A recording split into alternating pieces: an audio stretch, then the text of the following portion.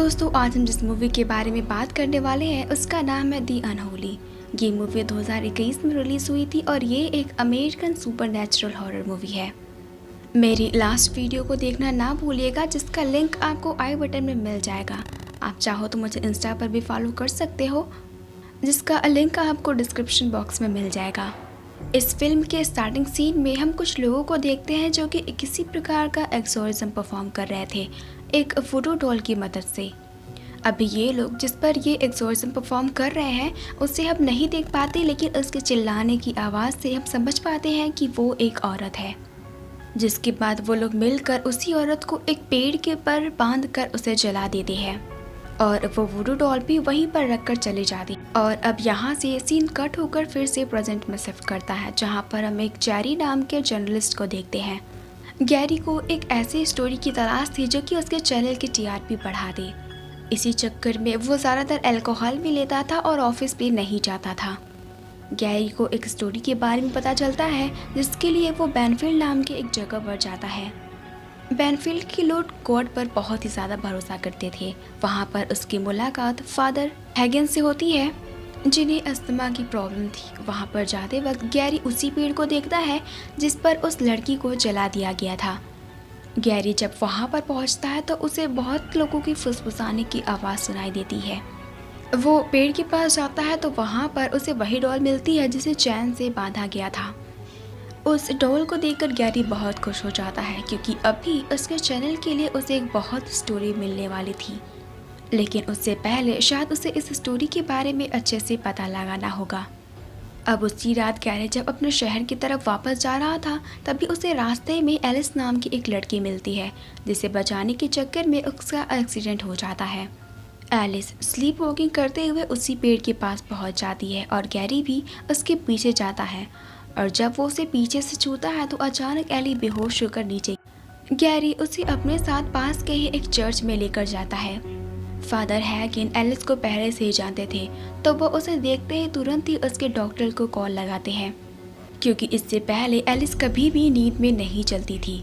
जिसके बाद उसके डॉक्टर वहाँ पर आ जाती है और यहाँ पर गैरी को पता चलता है कि एलिस ना ही बोल सकती है और ना ही सुन सकती है, क्योंकि उसने जब उसे पहली बार देखा था तो वो उस पेड़ के पास प्रेयर कर रही थी, मतलब कि वो बोल सकती है। तो इसलिए वो ये बात डॉक्टर नैटली को बताता है, लेकिन वो उसकी बातों पर भरोसा नहीं करती। अगले दिन गैरी अपनी कार की रिपेयरिंग कराते वक्त अपने ऑफिस में कॉल करता है कि उसे एक बहुत अच्छी स्टोरी मिल गई है, तो अभी यहाँ पर उसे कुछ दिनों के लिए रुकना होगा। जिसके बाद में वो चर्च में चला जाता है, जहाँ पर टाउन के लोगों के साथ साथ डॉक्टर नैटली, एगन और एलिस सब लोग साथ में प्रेयर कर रहे थे। और तभी एलिस को कुछ आवाज़ें सुनाई देती हैं जो कि उसे अपनी तरफ आने के लिए कह रही। एलिस बिना किसी से कुछ कहे उस चर्च के बाहर चली जाती है। एली बाहर आकर उस पेड़ के सामने खड़ी हो जाती है और उसके साथ साथ बाकी के लोग भी आकर उसके पीछे खड़े हो जाते हैं। वहाँ पर एलिस को मैरी दिखती है। उस वर्जिन मैरी को देखते ही एलिस की आवाज़ वापस आ जाती है। वो अचानक से बोलने लगती है और सब लोग ये देखकर बहुत ही सरप्राइज्ड हो जाते हैं, क्योंकि इससे पहले एलिस ने कभी भी कुछ भी नहीं बोला था। एलिस उनसे कहती है कि वर्जिन मैरी उन्हें ब्लेस करेंगी और वो चाहती है कि हम कल फिर से यहाँ पर आएँ। जिसके बाद डॉक्टर नैटली एली की हियरिंग टेस्ट करती है, जिसमें वो पास कर लेती है, क्योंकि वो अभी छोटी से छोटी आवाज़ों को भी सुन पा रही थी। अब उसी रात जब गैरी सो रहा होता है, तभी वो किसी औरत को देखता है जिसका चेहरा नहीं था, जो कि उसकी तरफ ही आ रही। इस सपने से उसकी आंख तुरंत ही खुल जाती है, लेकिन वो डरता नहीं, क्योंकि उसे लगता है कि ये सिर्फ एक बुरा सपना था। खैर, एलिस के कहने के अनुसार सभी लोग फिर से उसी पेड़ के पास इकट्ठा हो गए थे, क्योंकि ये सब चाहते थे कि वर्जिन मैरी उनकी प्रॉब्लम्स को सुने और उसे दूर कर दे। और गैरी इन सभी मोमेंट्स को अपने कैमरे में कैप्चर कर रहा था। जिसके बाद वहाँ पर एली आ जाती है और वो उस पेड़ के पास जाती है। वो वहाँ पर मौजूद एक लड़की को चलने के लिए कहती है, क्योंकि वो पहले नहीं चल सकता था, लेकिन वो लड़का अचानक से ही बहुत सही तरीके से चलने लगता है, क्योंकि एलिस जानती थी कि वर्जिन मैरी उसे ठीक कर देंगी। ये देखकर सभी लोग बहुत खुश हो जाते हैं, क्योंकि सबको लगने लगा था कि वर्जिन मैरी उसी पेड़ में है। लेकिन वहीं दूसरी तरफ चर्च में मैरी की आंखों से खून के आंसू गिर रहे थे। जिसके बाद ये न्यूज़ पूरे शहर में आग की तरह फैलने लगती है। वहीं दूसरी तरफ फादर का कहना था कि पिछले टाइम में जितने भी लोगों ने वर्जिन मैरी को देखा है वो लोग किसी न किसी तरह से मर गए हैं। उनके मरने की वजह क्या थी किसी को नहीं पता। वहीं दूसरी तरफ फादर बिशप, उनका कहना था कि ये मिरेकल नामुमकिन है। सभी मीडिया वाले एलिस से तरह तरह के सवाल पूछने लगते हैं, लेकिन वो किसी भी सवालों के जवाब नहीं दे रही थी सिवाय गैरी के, क्योंकि वो उसके फेवर के ही क्वेश्चंस पूछ रहा था। वहीं अगले सीन में हम फादर हैगन को देखते हैं जो कि उसी पेड़ के पास खड़े होकर कुछ सोच रहे थे। जब वो उस पेड़ के पास जाते हैं तो उन्हें वहाँ पर वही डॉल मिलती है और उस पेड़ के पीछे वही बुरी एवल खड़ी थी जो कि उन्हें मारने ही वाली थी। लेकिन तभी वहाँ पर कोई आ जाता है जिसकी वजह से वो एवल तुरंत ही वहाँ से गायब हो जाती है। गैरी एलिस का इंटरव्यू लेता है जिसमें वो उससे पूछता है कि कुछ लोगों का मानना है कि तुम वर्जिन मैरी को नहीं देख पाती, तो उनके जवाब में तुम क्या कहना चाहोगी। जिस पर से एली उससे ये कहती है कि वो बचपन से ही गॉड पर भरोसा रखती है और वो बहुत टाइम से ही वर्जिन मैरी की पूजा कर रही थी, इसलिए मैरी ने उन्हें चुना ताकि वो उनकी मदद से लोगों की मदद कर। इस इंटरव्यू के दौरान हम नोटिस कर पाते हैं कि एलिस की आवाज़ों में अचानक से ही चेंजेस शुरू हो गए थे, लेकिन तभी वहाँ पर फादर हैगन आ जाते हैं और एलिस वहाँ से चली जाती है। फादर गैरी को एलिस से दूर रहने के लिए कहते हैं क्योंकि वो नहीं चाहते कि एलिस को कोई भी प्रॉब्लम हो, और उनका ये भी मानना है कि जिन्होंने वर्जिन मैरी को देखा है उनकी मौत किसी न किसी तरीके से हो गई है, तो वो नहीं चाहते कि इस टाउन की न्यूज़ बाहर जाए। अगले दिन जब चर्च में एलिस गाना गा रही होती है तभी फादर हैगन को फिर से अस्थमा का अटैक आता है, जिसकी वजह से उन्हें हार्ट अटैक आता है और उसी वक्त एलिस को अपने अंदर कोई पॉजिटिव फीलिंग आती है और एलिस अपना हाथ उन पर रखती है जिससे वो तुरंत ही ठीक हो जाती है और ये एक मिरेकल था। लेकिन इसी दौरान फादर एलिस के पीछे उसी ईविल को देखते हैं जिससे वो बहुत डर जाते हैं और यहाँ पर वो समझ पाते हैं कि एलिस के साथ जो कुछ भी हो रहा है वो किसी मैरी या फिर किसी मिरेकल की वजह से नहीं है। डॉक्टर का ये भी मानना था कि फादर हैगन कभी भी ठीक नहीं हो सकते थे, लेकिन इसीलिए तो गैरी कहता है कि ये एक मिरेकल है और इसीलिए पॉप उस ट्री की यानी कि उस पेड़ की पूजा करने के लिए आते हैं। एली के फैंस की संख्या धीरे धीरे बढ़ने लगी थी और उन सभी का मानना था कि एलिस उनके प्रॉब्लम्स को दूर कर सकती है। वहीं दूसरी तरफ हम फादर को देखते हैं जिन्हें चर्च के एक हॉल से एक बुक मिलता है और इस बुक में उस पेड़ के बारे में लिखा गया था। इसे पढ़कर उन्हें पता चलता है कि वो पेड़ कर्स्ड है और इस बुक को पढ़ते हुए वो एविल भी उन्हें देख रही थी। इधर गैरी और नैटली घूमते हुए उसी जगह पर पहुंच जाते हैं, वो जगह जहां पर जिसे गैरी ने अपने सपनों में देखा था। वहीं के एक पानी में गैरी को एक शेप दिखाई देती है जो कि उस पर अटैक कर देती है। तभी गैरी को उसके पीछे एक बहुत ही बुरा चीज़ दिखाई देता है, लेकिन जब वो ठीक से देखा है तो वो नैटली थी और ये सिर्फ उसका एक नेट। इधर फादर को चर्च में एलिस के पीछे वही एवल दिखती है जो कि उन्हें जान से मारकर उन्हें लटका देती है और उसी रात गैरी को फादर हैगन चर्च में मरे हुए मिलते हैं, जिसके बाद उनकी बॉडी को ऑटोप्सी के लिए भेज दिया जाता है। इसके बाद गैरी फिर से एलिस का इंटरव्यू लेता है जिसमें गैरी उससे पूछता है कि क्या तुम्हें यहाँ पर किसी और तरह की फोर्स का फील होता है, जिस पर से एलिस ये कहती है कि मैरी ऐसा कभी नहीं करेंगी। जिसके बाद गैरी फिर से अपने मॉडल की तरफ चला जाता है, लेकिन वहाँ पर पहुँचने के बाद उसे फिर से विस्परिंग सुनाई देने लगती है और वहाँ पर उसे वही एविल खड़ी हुई दिखती है। लेकिन तभी वहाँ पर एक लड़की आ जाती है और उसी दौरान वो डेमन वहाँ से गायब हो जाता है।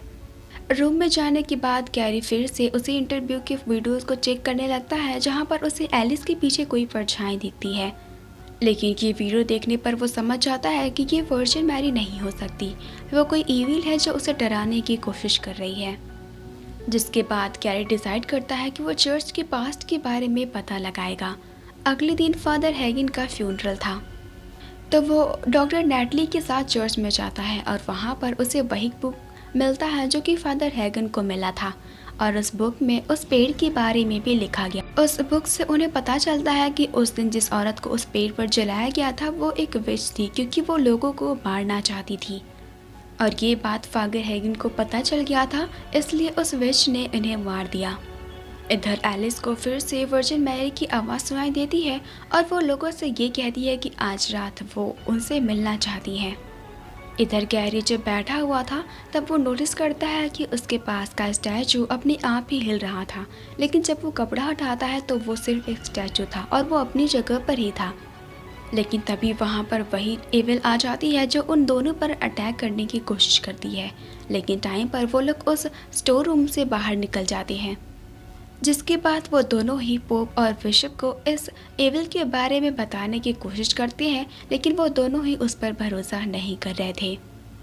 उसी रात जब गैरी और डॉक्टर नैटली उस एविल को मारने के बारे में बात कर रहे थे, तभी उनके फ़ोन डिस्कनेक्टेड हो जाते हैं और उस बुक में उस एविल को मारने के लिए जो सॉल्यूशन लिखा हुआ था वो भी अचानक से गायब हो जाता है। जिसके बाद वो एविल गैरी पर अटैक कर देती है, लेकिन तभी वहाँ पर बिशप आ जाते हैं जो कि उसे बचा लेते हैं, लेकिन उनकी बुक से सारे वर्ड्स अचानक से ही मिट जाते हैं और यहाँ पर उन्हें यकीन हो जाता है कि उस चर्च में वर्जिन मैरी नहीं बल्कि उनकी जगह कोई एविल है।